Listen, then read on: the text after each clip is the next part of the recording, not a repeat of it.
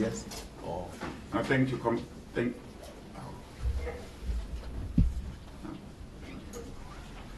Thank you, Comrade Sizwe. Let me read the statements of the CEC.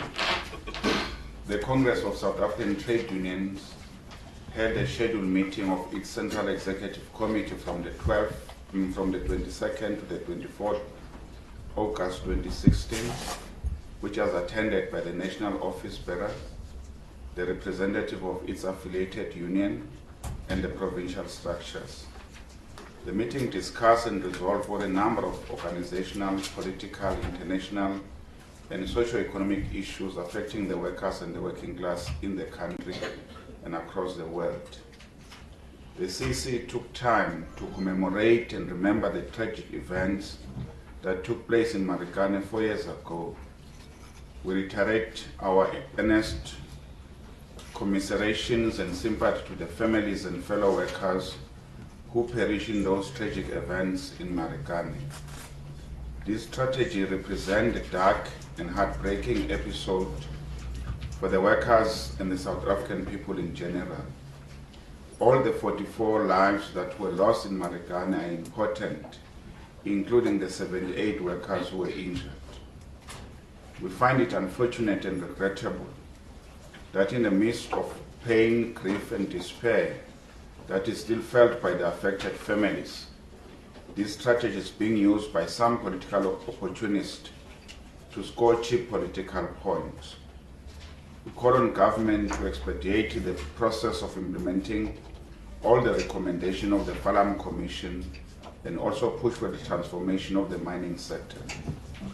We call on mine owners, to respect the peace accord that was signed by workers in the mining sector and refrain from sowing conflict among workers. The CEC also continued to register its disappointment with the Department of Mineral Resources, including the Lily Mine Management, for not expecting the rescuing workers who have been trapped underground for over 6 months.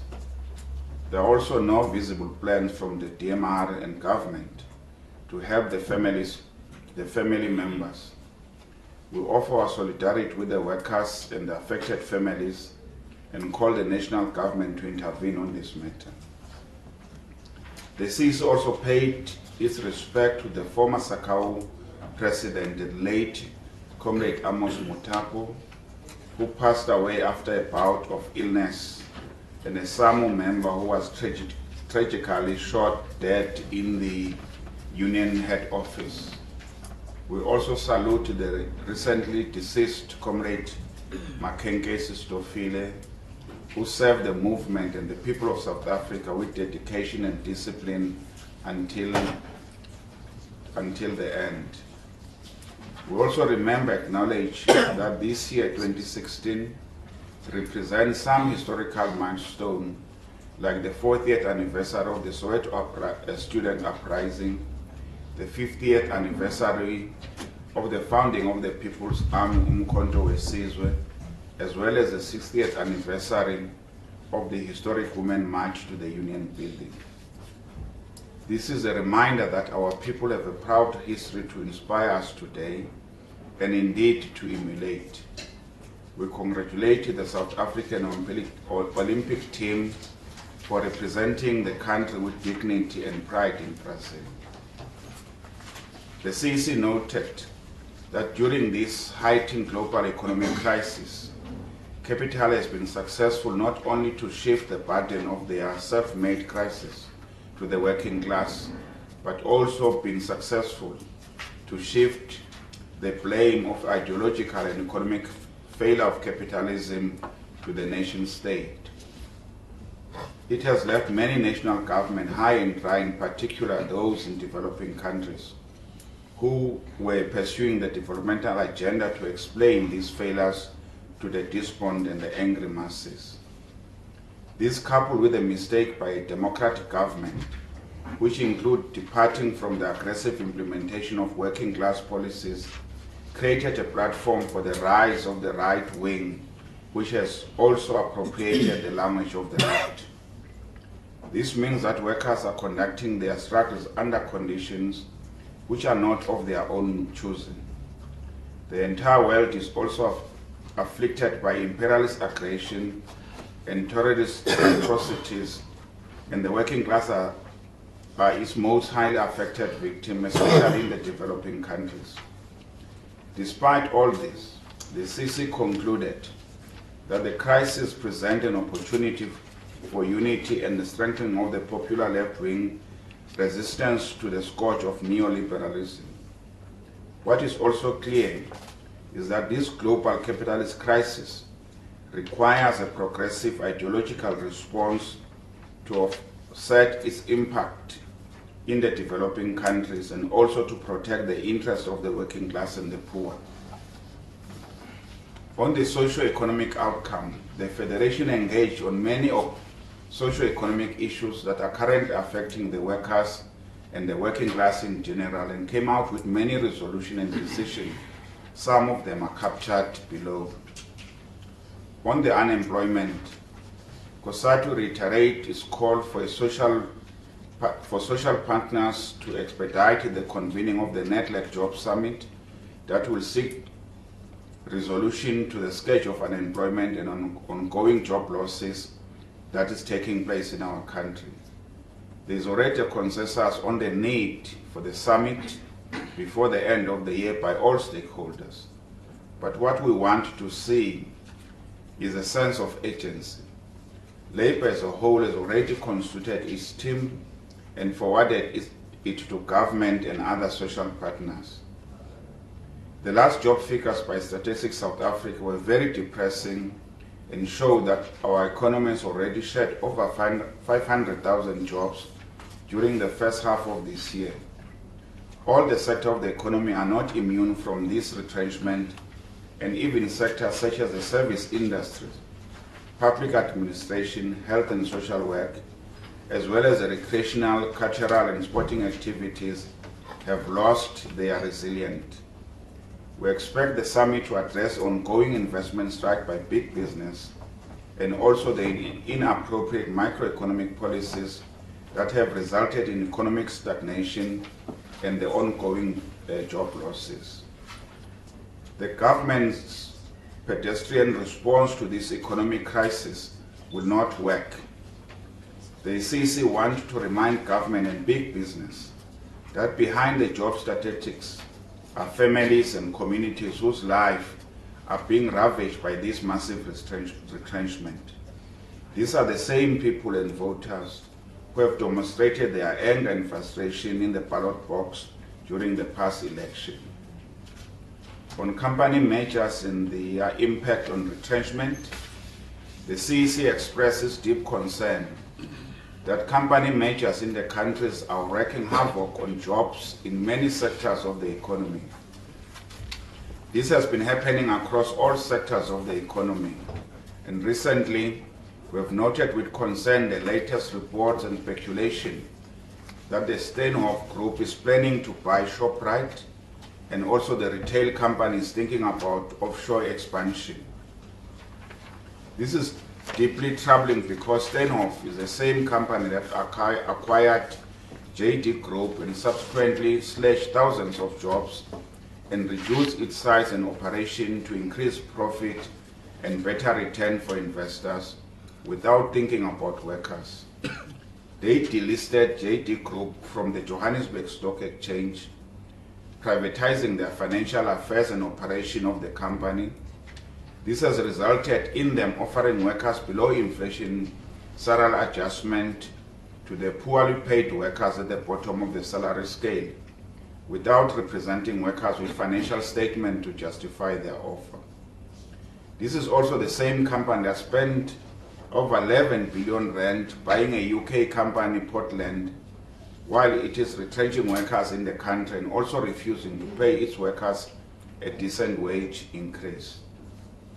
Cosatu will monitor the development on this front and will fight to oppose this planned merger of both Shoprite and Steenhoff. They want to create a crisis of profit that will cost workers their jobs and their livelihoods. This is deplorable because These same companies are refusing to invest in this country, but are prepared to take profit out of this country and invest outside the country. The Competition Commission needs more power to intervene and stop these measures and ensure that they do not allow companies to engage in measures that compromise workers' livelihoods. On the comprehensive social security and the retirement fund reforms, we have resolved to reject the deadline of the 1st March 2018 that was previously set up by Parliament for the finalization of the new Tax Amendment Act. The implementation of this act was postponed for 2 years earlier this year, following our demand for the scrapping of the aspect of the law that we're talking about annuitization and preservation. This decision was taken after government failed to present the comprehensive social security paper at NEDLAC for discussion. This failure means that we have lost time to engage on the agreed matters. The workers no longer recognize the agreement, and we demand that a new arrangement be made that will be conditional on government presentation of the comprehensive social security paper and also satisfying other conditions on these issues.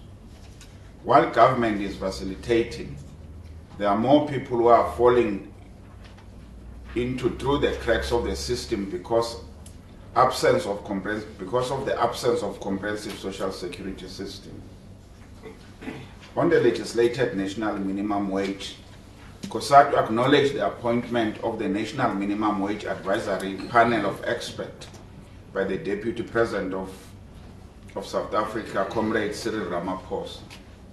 We'll also appreciate that the ANC-NEC has made a call for the NEDLAC processes to be expedited and for the national minimum wage to be introduced. While we'll constructively work with the panel and give them the necessary support to do their work, we want to caution government, big business, and the panel itself that any delaying tactics will be rejected by Labour, as well as any attempt to entrench the current ultra-low structure. Workers have run out of patience, and the panel needs to move with speed in its work. Cosatu is not arguing that the time for the introduction of national minimum wage has just arrived, but it is long focus on internal introspection. In its own reflection, the CEC acknowledged and concluded that it is now clear that the outcome of this electoral contest, to a greater extent, signify a shift in the balances of social and political forces in the country. The internal factional battles, the corruption scandals, and the growing distance from the people have gradually eroded the enduring overwhelming support enjoyed by the ANC-led alliance among the masses of people. We all have to acknowledge that our political necks are in the hangman's noose and will not survive if we continue with the business as usual mentality. The figures on these election results show that discontent and this growing sense of alienation, frustration, and sometimes despair is being felt deeply across the broad spectrum of the wage and unwaged popular structure. It is undeniable that the voters are unhappy with the way the leadership of our movement handled the Inkandla matter, including the constitutional judgment on the report by the public protector. They are unhappy with the economic corporatism, corruption, political and bureaucratic arrogance, including factionalism, that have left the ANC paralyzed. While there is a need for deep soul-searching by all in the movement, the elected leadership at all levels needs to acknowledge that the buck stops with them. They need to account and respond to the direct and key message coming from the voters who have shown that they no longer believe that the center is holding. Cosatu acknowledged that the Federation was not at its best during this election, and that also a weakened alliance found itself in disarray and lacked the required coherency in the application of both strategy and tactics.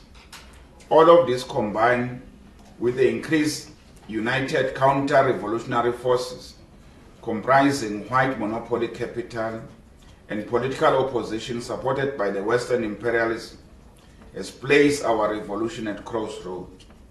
We shall convene bilateral meetings with both the ANC and the party to address these glaring weaknesses of the alliance and also to chart our way forward. We'll also plan to work with the SACP to facilitate the convening of consultative conference of the left forces to shape the future. The message. Now that the people have spoken, the ANC and the Alliance Party need to decode the message and respond accordingly. The message is that people still trust the ANC, and those who are angry will not vote for any party as evidenced by the voter abstention. These election results show that the South Africans are tired of persistent and radicalized poverty, mass unemployment, and extreme inequalities.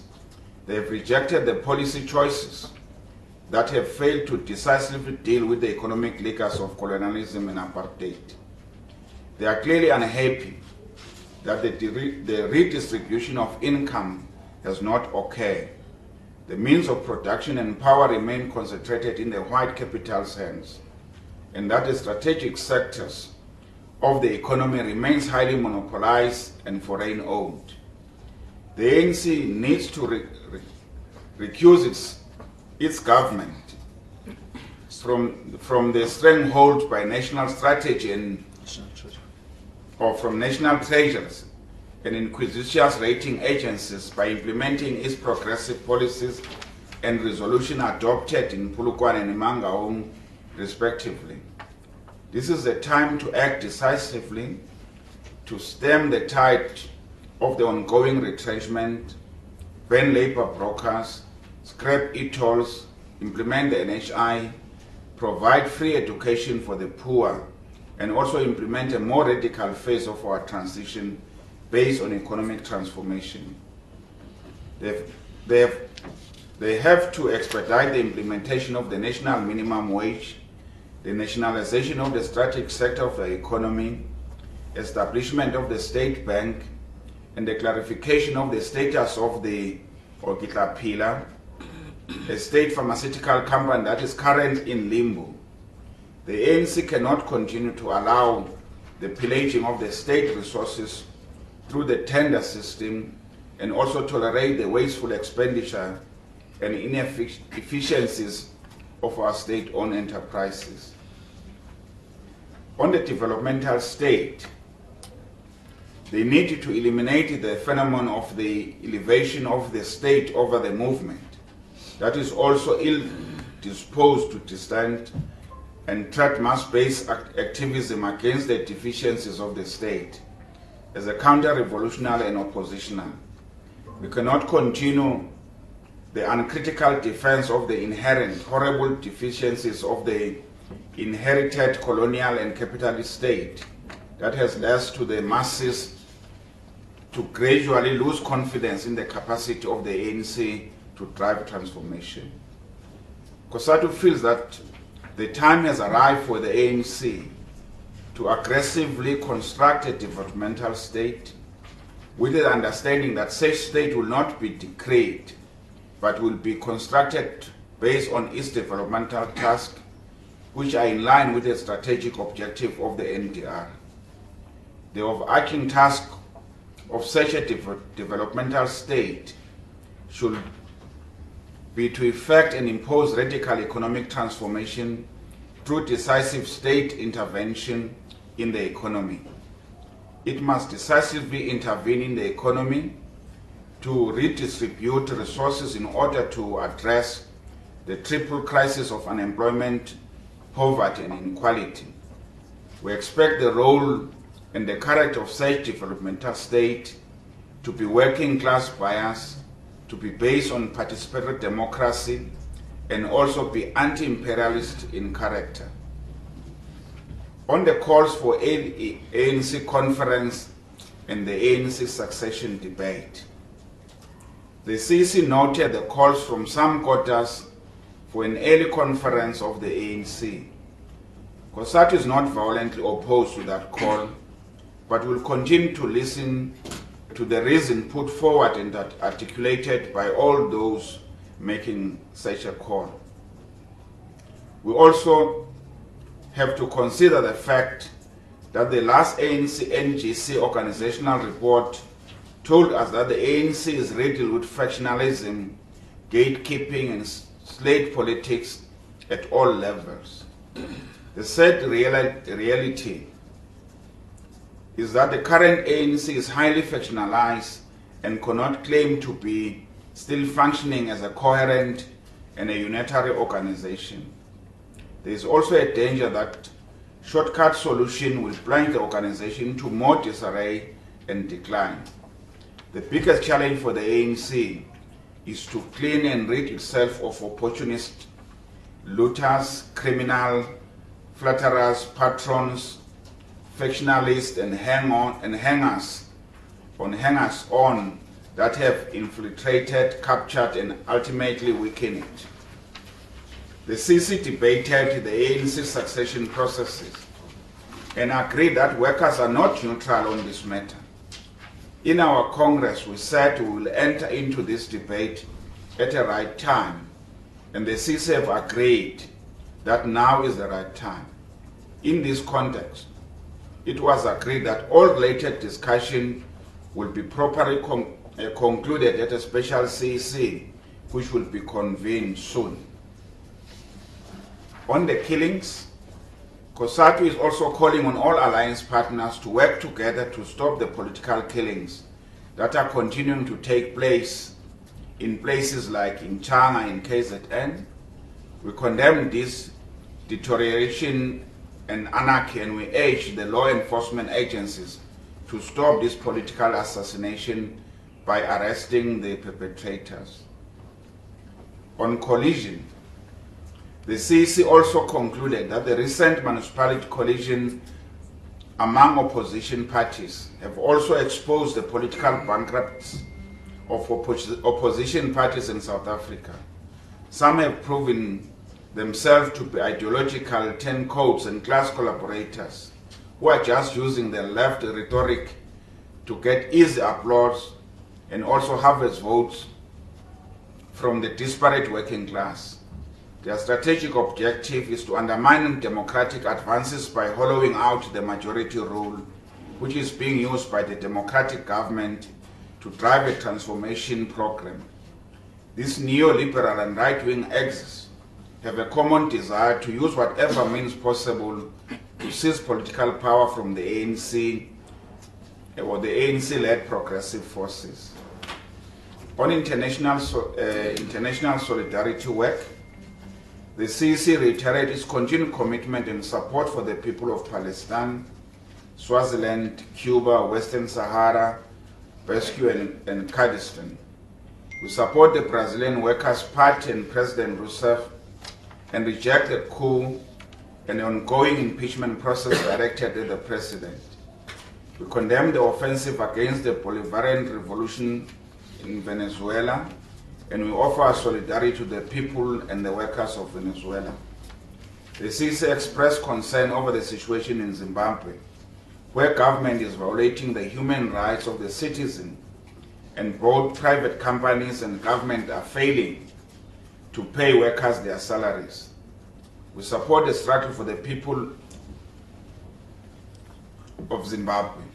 We also denounce the 14 SADC countries appointing King Muswati to be the chairperson of the regional body, despite the fact that he still continues his human rights violation and the undemocratic Tinkonda system. Cosatu is worried about the ongoing instability in Lesotho since the coup that has resulted in people being paid from their jobs and some assassinated. We call the SADC to deal with these pages and assassination. the CEC resolved to convene trilateral meetings between Ghana TUC, the NLC of Nigeria, and Cosatu between the 15th to the 16th of September in Johannesburg, and to discuss the state of unionism in the continent and also the plight of the working class in general. We're also looking forward to the 17th World Trade Union Congress. I think it's the World Federation of Trade Unions, this WAF2, that will be hosted by Cosatu affiliated unions, the NUM, NEHAU, Pope Crew, SIPAU, as from the 5th of October 2016 until the 7th of October 2018 at the International Convention Center in Durban, KZN. This Congress will be attended by more than 70 trade unions formation representing four corners of the world, namely the Latin America, Asia, Africa, and Europe. This will give a platform to all class-oriented trade unions movement under the banner of WAF2 to reflect and come up with responses to the challenges facing the working class all around the world, and also to consolidate and strengthen the principle of working class internationalism and universalism.